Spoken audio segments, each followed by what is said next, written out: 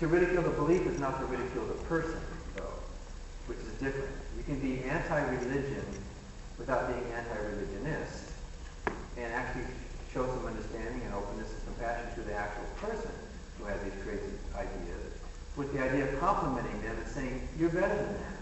You can rise above that. You're smarter than that. You're kinder than Jesus, So come on, join us.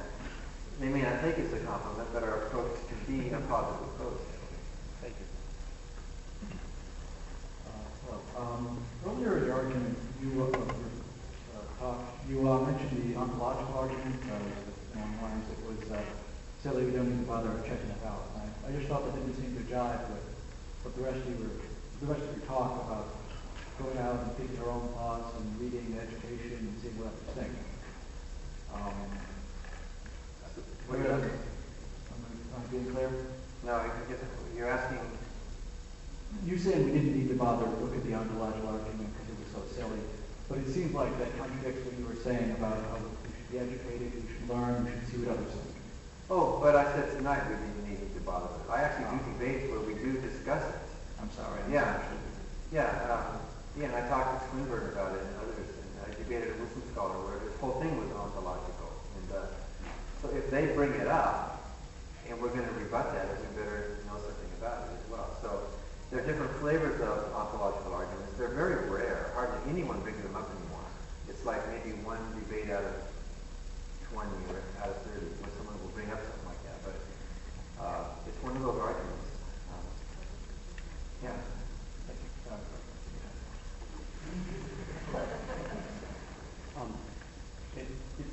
All this conversation struck me that it seems like religious belief is almost fundamentally good at being immune from these sort of arguments. Like if scientists do discover a module in the brain which causes these religious experiences, I think a believer would say, well, yeah, that's the module God uses to talk to us. Yeah. And so you said that someone isn't going to lose the faith until they're ready to ask those questions, ready to lead themselves.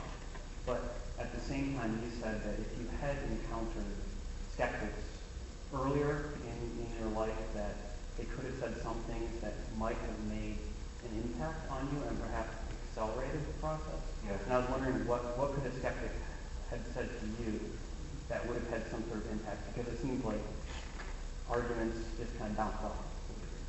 Yeah, and I can only speak for myself because my emotional and intellectual mix is different from someone else's, right? So, and I was a fundamentalist at the time, and so the arguments that would have worked with me back then may not work with other types of Christians.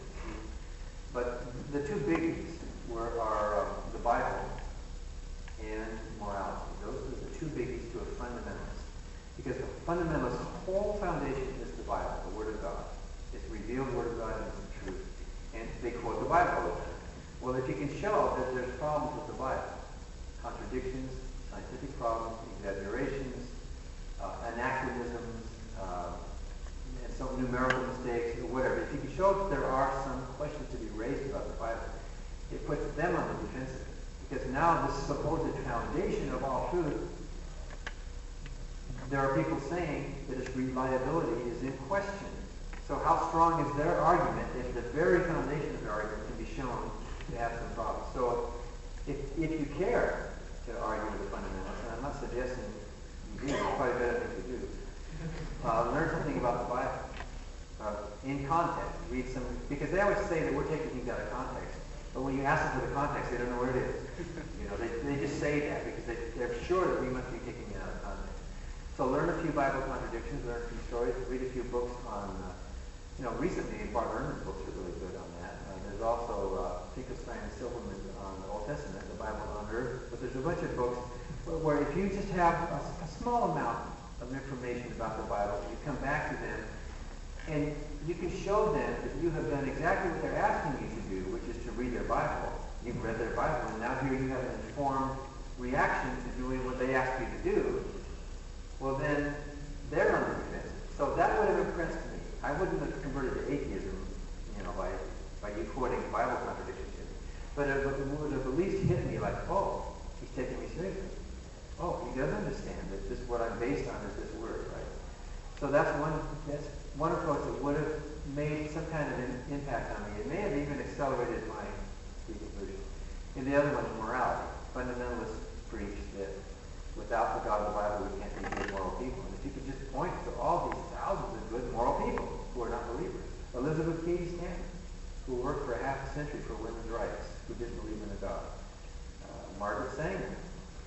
Even though people would try to demonize Margaret Sanger, they used birth control, and she basically made birth control available to us. Or point to a lot of the beautiful music that was written by non-believers. Brahms, and Verdi, and Berlioz, and Prokofiev, and Gershwin, and Kern, and Irving Berlin, the guy who wrote God Bless America, didn't believe in God. He believed in money.